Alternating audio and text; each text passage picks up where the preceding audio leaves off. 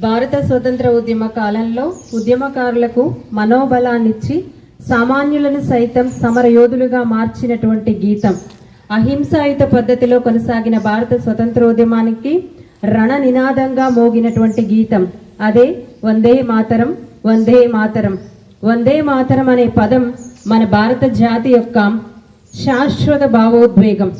కాశ్మీర్ నుండి కన్యాకుమారి వరకు సమస్త భారత జాతిని ఏకం చేసినటువంటి ఆ సమర గీతానికి, ఆ సమర నినాదానికి నేటితోటి 150 ఏళ్లు పూర్తయినాయి. అంత గొప్పటి కీర్తి కలిగినటువంటి వందే మాతర గీతం అనేది ఒక భారతీయుడికి కలిగినటువంటి బ్రిటిష్ వారి ద్వారా కలిగినటువంటి అవమాన గాయాల్లో నుంచి పుట్టుకొచ్చింది. బకిం చంద్ర చటర్జీ మనందరికీ తెలుసు, వందే మాతరాన్ని రచించారని చెప్పుకుంటాం. బకిం చంద్ర చటర్జీ ఒకసారి పల్లకి అవసరమా, పల్లకి దిగు వెంటనే అన్ను అరుస్తూ బకిం చంద్ర చటర్జీని పల్లకీలో నుంచి బయటికి గుంజి అతన్ని కొట్టాడంట. ఈ విషయం మీద బకిం చంద్ర చటర్జీ కోర్టులో కేసు వేసి ఆ బ్రిటిష్ అధికారి చేత బహిరంగంగా క్షమాపణలు పొంది ఆ విషయంలో విజయాన్ని సాధించాడు. అయితే అదే సమయంలో బ్రిటిష్ ప్రభుత్వము వారి జాతీయ గీతమైనటువంటి గాడ్ సేవ్ మై కింగ్డమ్ అనే జాతీయ గీతాన్ని భారత జాతీయ గీతంగా మార్చాలని ప్రయత్నాలు మొదలుపెట్టిందనే వార్త బకిం చంద్ర చటర్జీ విన్నాడు.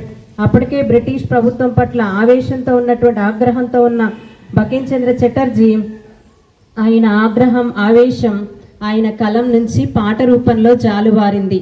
అదే సుప్రసిద్ధమైనటువంటి ఆనందమఠ్ అనే తన నవలలో మొదటి చరణాలే ఈ వందే మాతర గీతం. 1875 నవంబర్ 7న దీనిని రచించడం జరిగిందని చెప్తా ఉంటారు.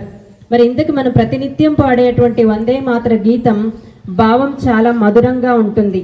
వందే మాతరం అంటే సంస్కృతంలో తల్లి నేను నిన్ను స్తుతిస్తున్నాను, భరతమాత మీకు వందనం, భరతమాత మీకు వందనం.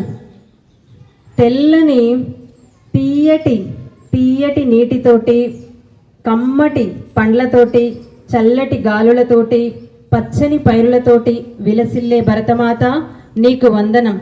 రాత్రుల్లో తెల్లని వెన్నెలతో విరబూసిన చెట్లతోటి శోభిస్తూ, స్వచ్ఛమైనటువంటి మాటలతో, మధురమైనటువంటి మాటలతో, స్వచ్ఛమైనటువంటి నవ్వులతో మాకు ఆనందాన్ని కలిగిస్తున్న భరతమాత మీకు వందనం, భరతమాత మీకు వందనం అని ప్రతినిత్యం మనం పాడుతున్నాం.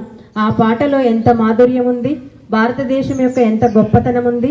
ఆ పాట అనేది భారతదేశ ప్రజలకు భారతదేశంపై ఉన్నటువంటి ప్రేమను, భక్తి భావాన్ని తెలియజేస్తుంది.